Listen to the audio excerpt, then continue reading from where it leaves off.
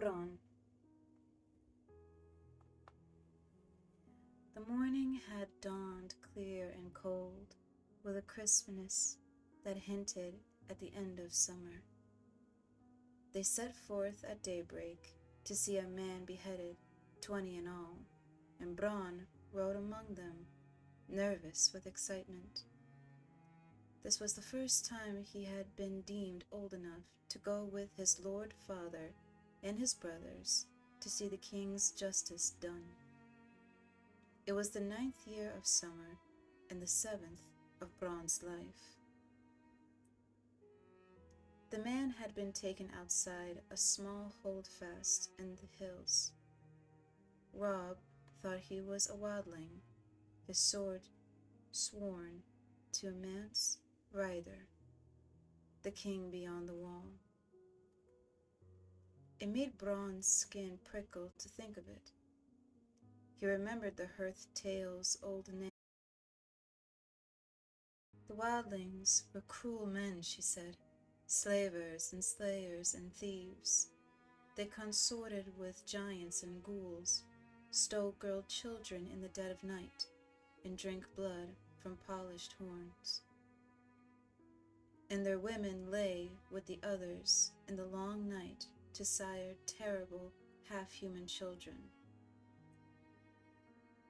But the man they found bound hand and foot to the holdfast wall, waiting the king's justice, was old and scrawny, not much taller than Rob. He had lost both ears and a finger to frostbite, and he dressed in all black, the same as a brother of the night's watch, except the furs were ragged and greasy. The breath of man and horse mingled, steaming in the cold morning air, as his lord father had the man cut down from the wall and dragged before them. Rob and John sat from the wall. It's the morning, bear with me.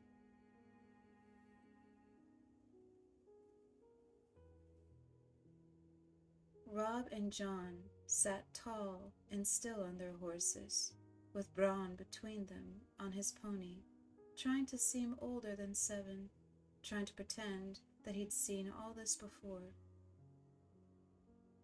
A faint wind blew through the holdfast gate.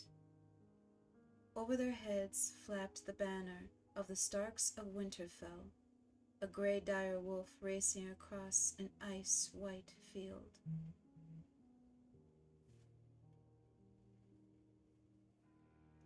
Bran's father sat solemnly on his horse, long brown hair stirring in the wind. His closely trimmed beard was shot with white, making him older than his 35 years.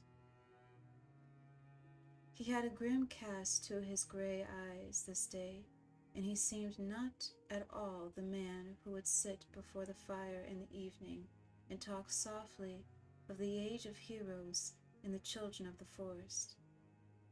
He had taken off father's face, Bran thought, and donned the face of Lord Stark of Winterfell. There were questions asked and answers given there in the chill of the morning, but afterward Bran could not recall much of what had been said. Finally, his lord father gave a command, and 2 of his guardsmen dragged the ragged man to the iron wood stump in the center of the square. They forced his head down onto the hard black wood. Lord Eddard Stark dismounted, and his ward Theon Greyjoy brought forth the sword. Ice, that sword was called. It was as wide across as a man's hand, and taller even than Rob. The blade was Valyrian steel, spell-forged and dark as smoke. Nothing held an edge, like 𝘕𝘂𝘄𝘕 steel. His father peeled off his gloves and handed them to 𝘕𝘰𝘳𝘳𝘸, the captain of his household guard. He took hold of ice with both hands. In the name of Robert of the house Baratheon, the first of his name, king of the Andals and the Rhoynar, and the first man, lord of the 7 kingdoms and the protector of the realm, by the word of Eddard of the house Stark, lord of Winterfell and warden of the north, I do sentence you to die. He lifted the great sword high above his head. Why, hello, Marshall. So good to see you. Good morning.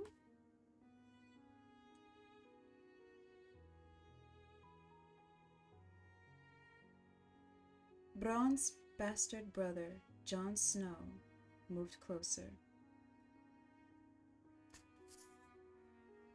Keep the pony well in hand, he whispered, and don't look away. Father will know if you do. Bran kept his pony well in hand and did not look away. His father took off the man's head with a single sure stroke. Blood sprayed out across the snow, as red as summer wine. One of the horses reared and had to be restrained to keep from bolting. Bran could not take his eyes off the blood. The snows around the stump drank it eagerly. The head bounced off a thick root and rolled. It came up near Greyjoy's feet. Theon was a lean, dark youth of 19 who found everything amusing. He laughed, put his boot on the head, and kicked it away. Os, Jon muttered, low enough so Greyjoy did not hear. He put a hand on Bran's shoulder, and Bran looked over at his bastard brother. You did well, Jon told him solemnly. Jon was 14, an old hand at justice. It seemed colder on the long ride back to Winterfell, though the wind had died by then, and the sun was higher in the sky. Bran rode with his brothers, well ahead of the main party, his pony struggling hard to keep up with their horses. The deserter died bravely, Robb said. He was big and broad and growing every day, with his mother's coloring, the fair skin, red-brown hair, and blue eyes of the Tullys of Riverrun. He had courage at the least. No, Jon Snow said quietly. It was not courage. This one was dead of fear. You could see it in his eyes, Stark. Jon's eyes were gray, so dark they seemed almost black. But there was little they did not see. He was of an age with Robb, but they did not look alike. Jon was slender, where Robb was muscular, dark where Robb was fair, graceful and quick where his half-brother was strong and fast. Robb was not amused. The others take his eyes, he swore. He died well. Race you to the bridge? Done, Jon said, kicking his horse forward. Robb cursed and followed, and they galloped off down the trail, Robb laughing and hooting, Jon silent and intent. The hooves of their horses kicked up showers of snow as they went. Bran did not try to follow. His pony could not keep up. He had seen the ragged man's eyes, and he was thinking of them now. After a while, the sound of Robb's laughter receded, and the woods grew silent again. So deep in thought was he that he never heard the rest of the party until his father moved up to ride beside him. "Are you well, Bran?" he asked, not unkindly. "Yes, father," Bran told him. He looked up, wrapped in his furs and leathers, mounted on his great war horse. His lord father loomed over him like a giant. "Robb says the man died bravely, but John says he was afraid." "What do you think?"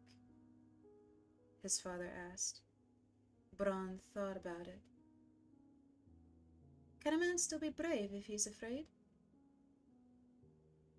"That is the only time a man can be brave," his father told him. "Do you understand why I did it?" "He was a wildling," Bran said. "They carried off women and sell them to the others." His lord father smiled. "Old Nan has been telling you stories again. In truth, the man was an oath-breaker, a deserter from the Night's Watch. No man is more dangerous. The deserter knows his life is forfeit if he is taken, so he will not flinch from any crime, no matter how vile. But you mistaken me. The question was not why the man had to die, but why I must do it." Bran had no answer for that.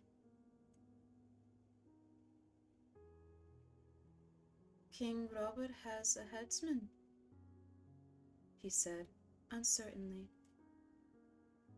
"He does," his father admitted, "as the Targaryen kings before him. Yet our way is the older way. The blood of the first men still flows in the veins of the Starks, and we hold to the belief that the man who passes the sentence should swing the sword. If you would take a man's life, you owe it to him to look him into the eyes and hear his final words. And if you cannot bear to do that, then perhaps the man does not deserve to die. One day, Bran, you will be Robb's bannerman, holding a keep of your own for your brother and your king, and justice will fall to you. When that day comes, you must take no pleasure in the task, but neither must you look away. A ruler who hides behind paid executioners soon forgets what death is." That was when Jon reappeared on the crest of the hill before them. He waved and shouted down at them. "Father, Bran, come quickly. See what Robb has found." Then he was gone again. Joy rode up beside them. "Trouble me, lord?" "Beyond a doubt," his lord father said. "Come, let us see what mischief my sons have rooted up now." He sent his horse into a trot. Jory and Bran and the rest came after. They found Robb on the riverbank north of the bridge, with Jon still mounted beside him. The late summer snows had been heavy this moon turn. Robb stood knee-deep in white, his hood pulled back so the sun shone in his hair. He was cradling something in his arm, while the boys talked in hushed, excited voices. The riders picked their way carefully through the drifts, groping for solid footing on the hidden, uneven ground. 𝘕𝘰𝘁𝑗𝘸 and 𝘕𝘰𝘰𝘠𝑗𝑠 were the first to reach the boys. Greyjoy was laughing and joking as he rode. Bran heard the breath go out of him. "Gods!" he exclaimed, struggling to keep control of his horse as he reached for his sword. Jory's sword was already out. "Robb, get away from it!" he called as his horse reared under him. Robb grinned and looked up from the bundle in his arms. "She cannot hurt you," he said. "She's dead, Jory." Bran was afire with curiosity by then. He would have spurred the pony faster, but his father made them dismount beside the bridge and approach on foot. Bran jumped off and ran. By then, Jon, Jory, and Theon Greyjoy had all dismounted as well. "What in the seven hells is it?" Greyjoy was saying. "A wolf," Robb told them. "A freak," Greyjoy said. "Look at the size of it." Bran's heart was thumping in his chest as he pushed through a waist-high drift to his brother's side. Half buried in blood-stained snow, a giant dark shape slumped in death. Ice had formed in its shaggy gray fur, and the faint smell of corruption clung to it like a woman's perfume. Bran glimpsed blind eyes crawling with maggots, a wide mouth full of yellowed teeth. But it was the size of it that made him gasp. It was bigger than his pony, twice the size of the largest hound in his father's kennel. "It is no freak," Jon said calmly. "That is a dire wolf. They grow larger than the other kind." Theon Greyjoy said, "There's not been a dire wolf sighted south of the wall in 200 years. "I see one now," Jon replied. Bran tore his eyes away from the monster. That was when he noticed the bundle in Robb's arms. He gave a cry of delight and moved closer. The pup was a tiny ball of gray-black fur, its eyes still closed. It nuzzled blindly against Robb's chest as he cradled it, searching for milk among his leathers, making a sad little whimpery sound. Bran reached out hesitantly. "Go on," Robb told him. "You can touch him." Bran gave the pup a quick, nervous stroke, then turned as Jon said, "Here you go." His half-brother put a second pup into his arms. "There are 5 of them." Bran sat down in the snow and hugged the wolf pup to his face. Its fur was soft and warm against his cheek. "Direwolves loose in the realm after so many years," muttered Hollin, the master of horse. "I like it not." "It is a sign," Jory said. Father frowned.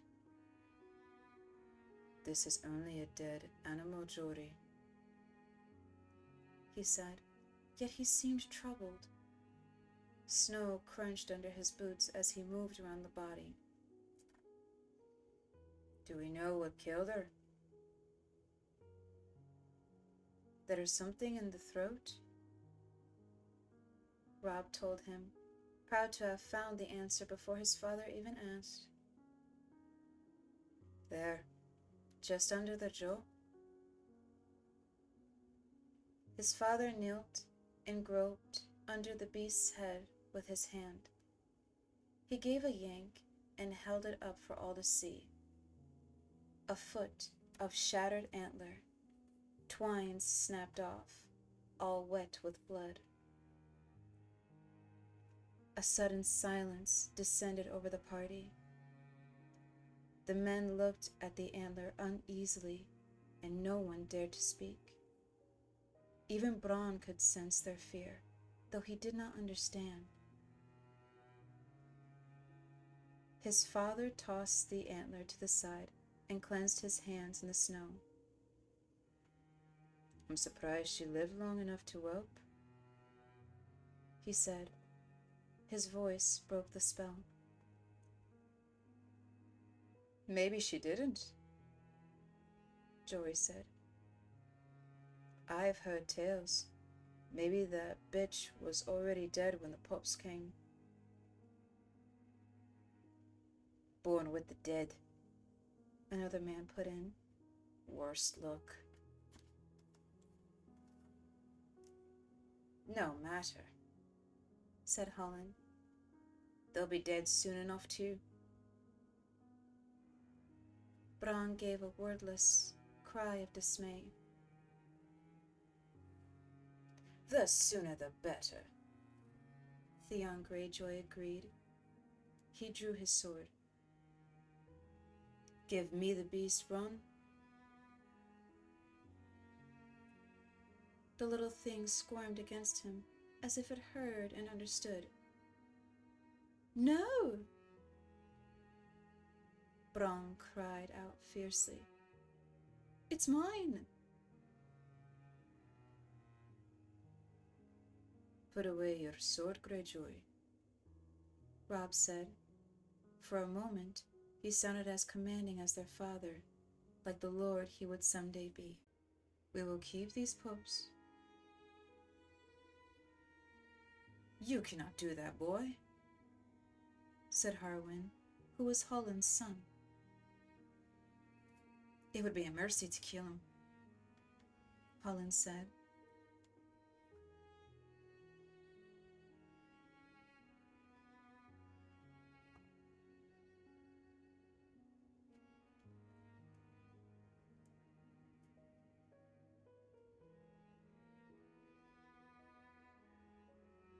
Bran looked to his lord father for rescue, but got only a frown, a furrowed brow. Holland speaks truly, son. Better a swift death than a hard one from cold and starvation. No! He could feel tears welling in his eyes, and he looked away. He did not want to cry in front of his father.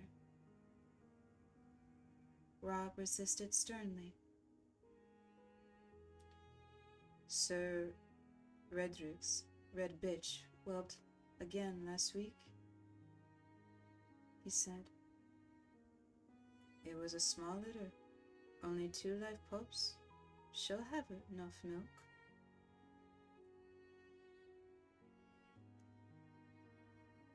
She'll rip them apart when they try to get to the nurse. Lord Stark, Jon said. It was strange to hear him call father that, so formal. Bran looked at him with desperate hope. There are 5 pups, he told father. 3 male, 2 female. What of it, Jon? You have 5 true-born children, Jon said. 3 sons, 2 daughters. The dire wolf is the sigil of your house. Your children were meant to have these pups, my lord. Bran saw his father's face change, saw the other men exchange glances. He loved Jon with all his heart at that moment. Even at 7, Bran understood what his brother had done. The Count had come right only because Jon had outed himself. He had included the girls, included even Rickon, the baby, but not the bastard who bore the surname Snow, the name that custom decreed be given to all those in the north unlucky enough to be born with no name of their own. Their father understood as well. You want no pup for yourself, Jon?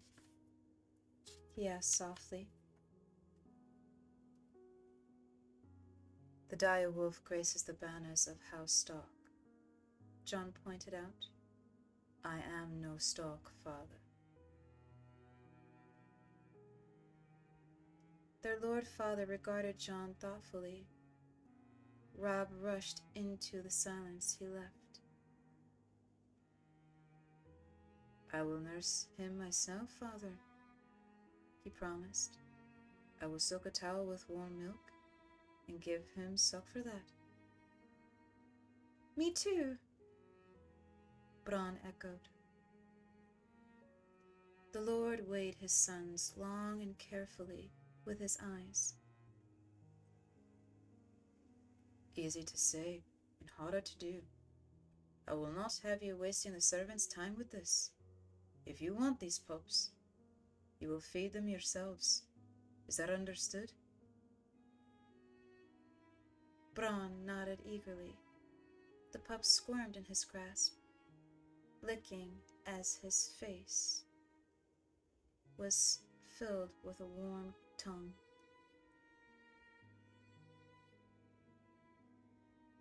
You must train them as well, their father said. You must train them.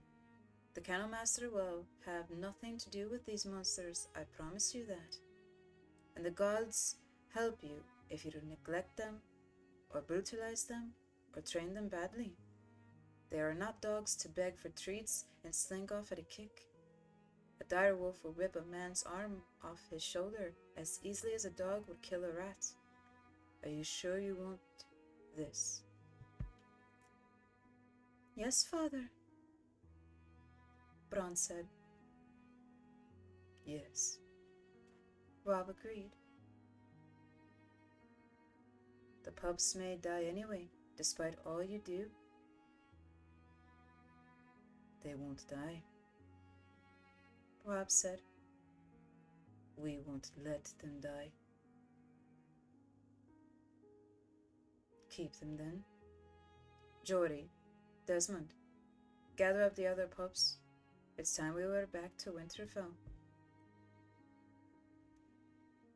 It was not until they were mounted and on their way that Bran allowed himself to taste the sweet air of victory. By then, his pup was snugged inside his leathers, warm against him, safe for the long ride home.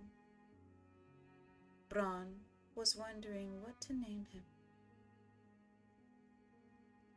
Halfway across the bridge, Jon pulled up suddenly. What is it, Jon? Their Lord Father asked. Can't you hear it? Bran could hear the wind in the trees, the clatter of their hooves on the ironwood planks, the whimpering of his hungry pup, but Jon was listening to something else. There, Jon said. He swung his horse around and galloped back across the bridge. They watched him dismount where the dire wolf lay dead in the snow, watched him kneel. A moment later, he was riding back to them, smiling. He must have crawled away from the others, John said. or been driven away, their father said, looking at the sixth pup. His fur was white, where the rest of the litter was gray. His eyes were as red as the blood of the ragged man who had died that morning. Bran thought it was curious that this pup alone would have opened his eyes while the others were still blind. 𝘕𝘓𝘳𝘓𝘕, 𝘕𝘓𝘳𝘠𝘸𝘠 said with weary amusement. This one will die even faster than the others. Jon Snow gave his father's ward a long, chilling look. I think not, Greyjoy, he said. This one